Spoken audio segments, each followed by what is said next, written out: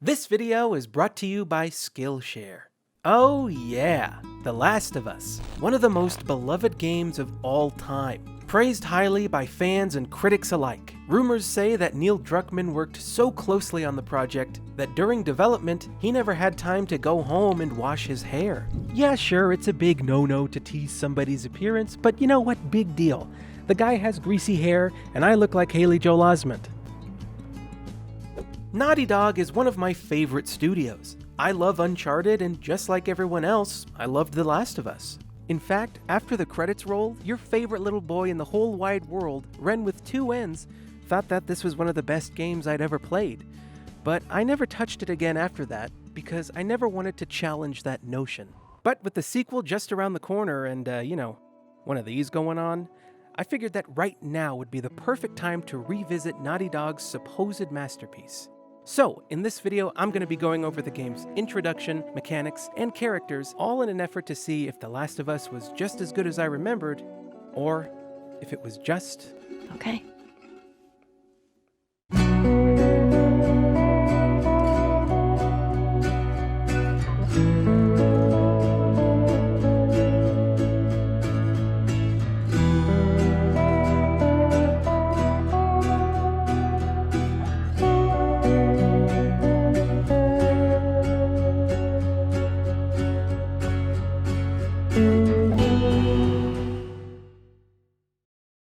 There's nothing worse than a bad introduction,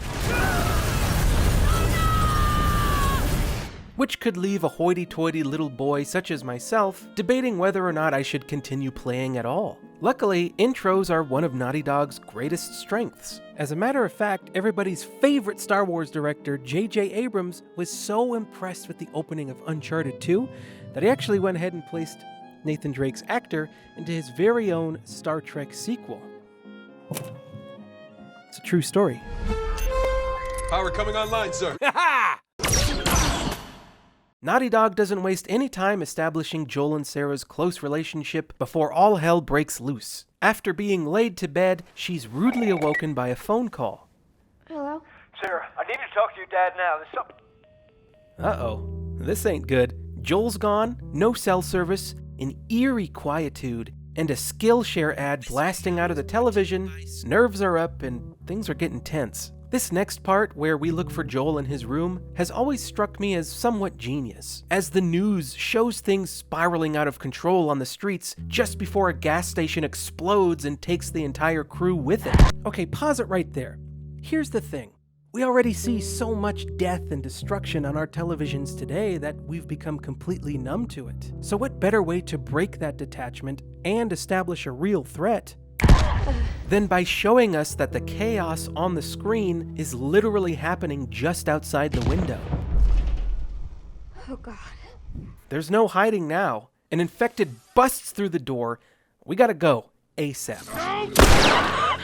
Our Uncle Tommy drives us through a society on the brink, as we pass a home engulfed in flames, a family that we have to leave for dead on the side of the road, and a Skillshare ad to marvel at, before hitting a massive roadblock. Everyone and their mother had the same damn idea. So now we take a detour only to get T-boned by an elderly. With Sarah's leg broken, she's no longer playable. We're in Joel control now, baby. But without the car, we're completely exposed in these streets. People are eating each other out in the open. Buildings are on fire. Another gas station tokes up. It's pure insanity. Before long, the infected catch up with us. This chick is a lot heavier than she looks. And just when it seems that our luck has run out, we can finally breathe a sigh of relief, which is what the game wants you to do. Just so they can take it all away when you discover that this soldier has orders to kill everybody on sight. Whoops.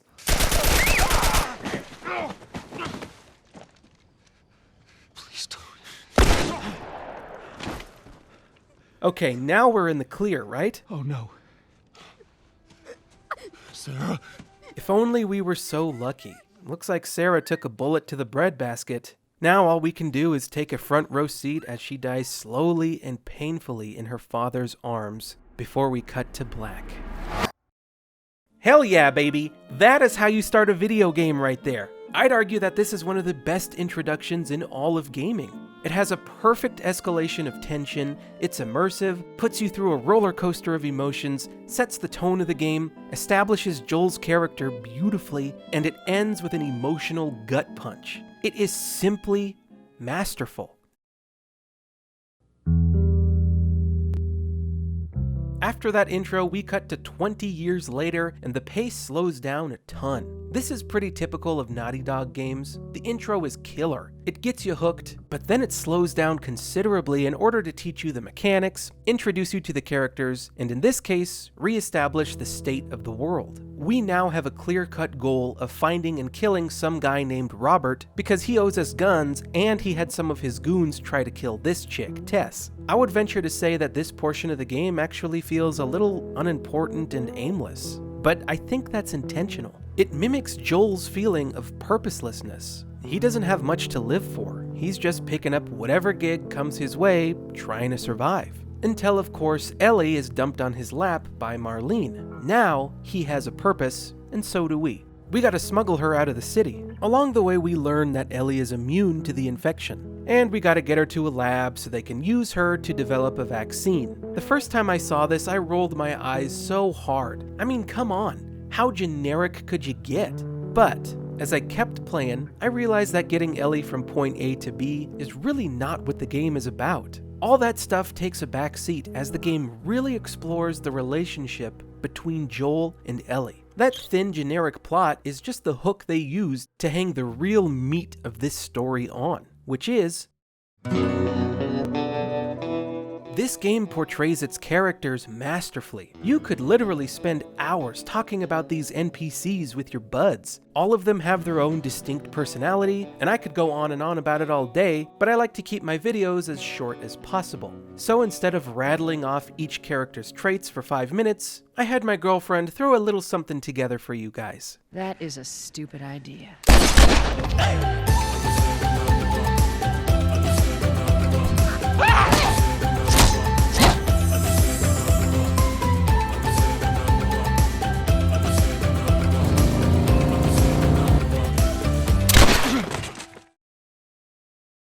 Make sure to thank Kimberly for that little collage down in the comments, but since he's pretty much the star of the game, I'd like to stick to just talking about Joel, who is emotionally broken. After 2 decades, he still hasn't gotten over the death of his daughter, and pretty much everybody that Joel has made some sort of emotional connection with dies. If not, he disconnects from them entirely. As a result of that, his way of coping is to completely detach from everyone emotionally. Case in point, once he forms a bond with Ellie, he tries to pawn her off on his brother Tommy. He's practically an emotional infant, which makes it all the more rewarding as an audience member when he finally comes around to Ellie. She becomes someone he wants to share his skills with, and it happens so gradually, which makes it feel earned. It's a really slow burn throughout the entire game. And I think that ultimately, Ellie unintentionally helped Joel come to terms with his daughter's death.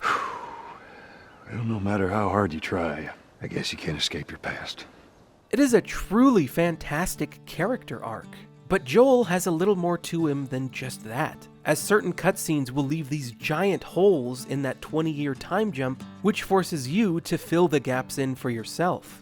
This is how you gonna repay me, huh? Repay you. For all those goddamn years I took care of us. Took care. That's what you call it? I got nothing but nightmares from those years. You survived because of me. It wasn't worth it. It's very easy to make something like this seem cheap or lazy from a writing standpoint, but they actually managed to pull it off. I caught myself imagining the atrocities that Joel must have committed to stay alive. And for the cherry on top, these characters are actually fleshed out even more outside of the cutscenes. In addition to finding health, ammo, and upgrade materials off the beaten path, you'll also find things that spark optional dialogue from other characters for a thicker backstory and a more immersive world. I thought you had plenty of food in your time. Oh, we did. Some just chose not to eat it. I mean, hell, even the collectibles are worthwhile. This is one of the only games I've played where I actually stopped to read every single collectible I picked up. as these serve to even further flesh out the game's atmosphere. And sometimes the characters will even react to the notes you find, making them feel more grounded within the universe. They're from the quarantine zone. See? They're not our guys. Little touches like that make it so easy to become immersed in this world. The sound design is amazing too. You can feel the boom from the gunshots in your chest. And I kind of winced the first couple times a bullet whizzed over my head. This particular sound effect had me in shock.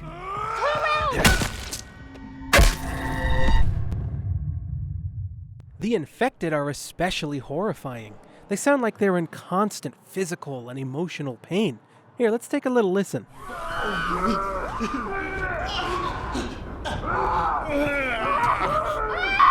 Ooh, that's some truly spooky stuff. It's almost like you can hear remnants of their past selves screaming, just trying to get out of their bodies. There's still a little bit of humanity left intact within them, which just makes it all the more terrifying. Becoming infected seems like a fate worse than death. And death is something I experienced a lot since I decided to play this on grounded difficulty, which I would not recommend for everybody. They take the sonar mechanic away from you, and you die in like 2 gunshots. I actually quite enjoyed this challenge. The enemy AI really brought their A game as well. Most of the time, they're too afraid to peek, so they put it on you to make the first move. I had to give a lot of thought to my positioning and constantly watch my back since enemies were flanking me left and right.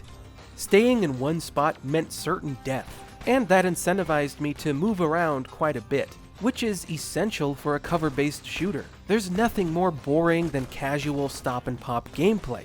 The reactive AI does more than just flank you too. If they realize that you ran out of ammo, they will rush you. Alternatively, they will stop rushing you if you swap from a melee weapon to a gun. They constantly react to your actions, which makes each and every gunfight feel dynamic.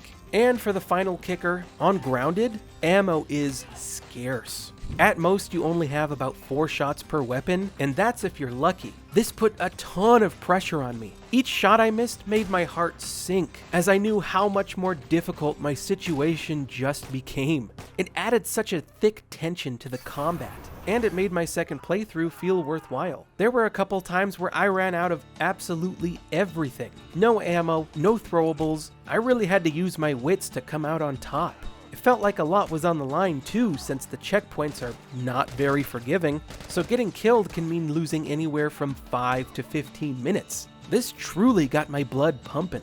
However, my one real critique of the combat was that it lacked situational variety. The enemy AI and arena design was good enough to keep all the combat encounters engaging all throughout, but I could have gone for more unique scenarios. Like the part where you get twisted upside down while zombies are rushing you, or the part when you're trapped in a room with Dave and you have to hold out in this cabin for a while. These were nice changes of pace, but I could have gone for more of them. There's a couple of times when you stumble upon an area that has obvious waist-high cover and combat items just laying around, making it look very obvious that a shootout is going to happen right here. It's just kind of immersion breaking. NPCs will get in your way and even got me killed a couple times.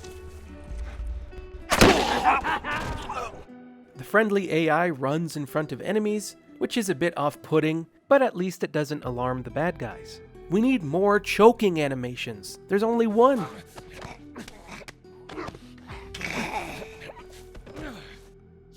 The doorways are huge. You could fit a TLC tub lord through one of these. Oh, damn it! There's an awful lot of fluff as well that even 6 years ago wasn't too great, like going over to a ledge in order to boost up another character for progression.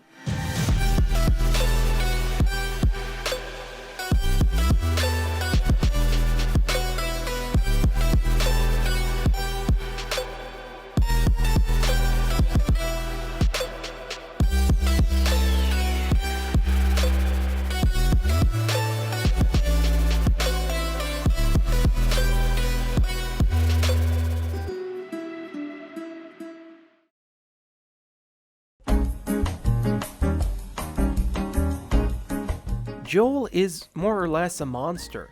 God knows what he's done to survive for 20 years in an apocalypse. You can see him tap back into whatever got him through that time during this cutscene, which has got to be one of my favorites in the game. But I still find myself caring about him and empathizing with him because I understand him. No, wait!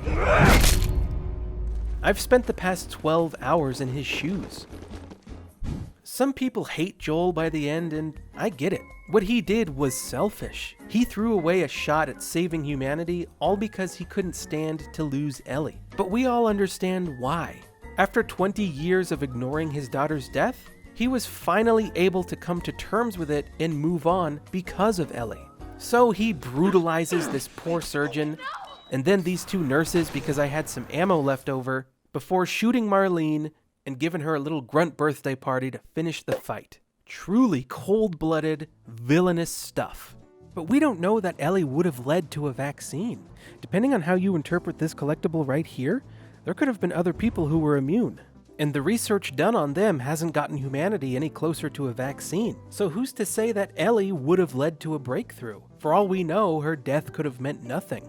What really sells it is that the game spends nearly all of its runtime attempting to attach the audience to Ellie as well. And I think it worked.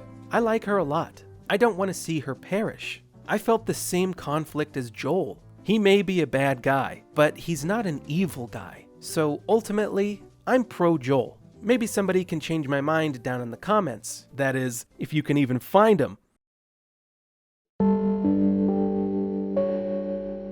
It's rare for me to feel so many emotions with a game's story, but even more so to get me thinking about it long after I've put down the controller. The Last of Us is a very heavy experience, yet it never becomes depressing, because there are moments of lightheartedness and glimmers of hope, which is perfectly illustrated by the game's soundtrack. Everything about this experience is superb. The combat is tense and visceral, the characters are deep, and the world is so well realized. After going through it again, it still lived up to my initial assessment as one of the best games I've ever played. And while I did find some jank, I think I actually walked away from my second playthrough with an even deeper appreciation for The Last of Us. This game has stood the test of time as an absolute masterpiece. And I can't wait for the sequel? What worried me initially about the game's announcement years ago was that I felt like Joel and Ellie's story ended kind of perfectly. Sure, you can have a sequel within this universe, but I don't think we need more with these characters. You just run the risk of ruining them as well as the first game's ending. As for The Last of Us 2 leaks, I haven't seen them, at least not yet, but I hear they're terrible. People are canceling their pre-orders over them because they're so pissed off. But it did get me thinking, what could happen in this story that would enrage the internet so badly? So I came up with my own prediction as to what one of the spoilers could be. If you want to see my prediction, stay tuned for my Last of Us 2 video. But all the uproar does have me kinda worried. But I want to go into the game with an open mind. It seems from my perspective that people who have read the leaks will just be predisposed to hate the game. They already have a bad taste in their mouth. But here's the thing. Naughty Dog has yet to make a bad game. Sure, some of their work has not aged very well, and I hear that they don't pay their employees, which I'm not sure if it's true, but if it is, that's pretty dirty. But in terms of talent, I consider them to be one of the best developers in the industry. And Neil Druckmann is a very gifted storyteller. This game and Uncharted 4 were wonderful. He hasn't let me down yet. But again, if he goofs it all up with The Last of Us 2, you can expect me to talk about it. Just like you can expect me to talk about my first sponsor, Skillshare. If you find yourself with a lot more free time these days, look no further than Skillshare, as it offers thousands of classes for creative and curious people. There's courses on illustration, design, video editing, and crafting.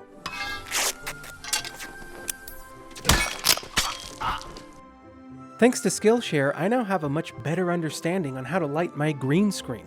Something I've been struggling with for a long time. Turns out I need much better equipment. Next up on the agenda is juggling. As you can see, I still have a little bit of practicing to do.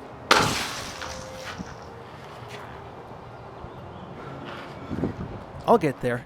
Apart from fun hobbies, I've also been taking Evan Abrams' class on After Effects. which is something that I've always wanted to do so that I can continue upping the quality of my videos. So keep on the lookout for that. Honestly, I think that Skillshare kinda sells itself, so I'd say check them out. Especially since the first 1,000 of my subscribers to click the link in the description will get a 2-month free trial of premium membership so you can start getting creative. The price is less than $10 a month with an annual plan, so I'd click that bad boy straight away, especially since it helps out my channel. Again, big thank you to Skillshare for sponsoring this video, and a huge thank you to my boy White Light for helping out with the script for this video. His critiques are superb over on his channel, so I would recommend checking him out if you haven't already. Also, go watch the video I did on Half-Life Alyx. It's one that I'm very proud of, and it didn't perform as well as I think it should have. But if all goes well, I should have another video out before The Last of Us 2 drops. But these videos take so damn long to make. You just never know. And make sure to hit that subscribe button because I'm getting mighty close to 100,000. It's making me real itchy. But that's all I got for now. I'll see you guys next time. Bye-bye.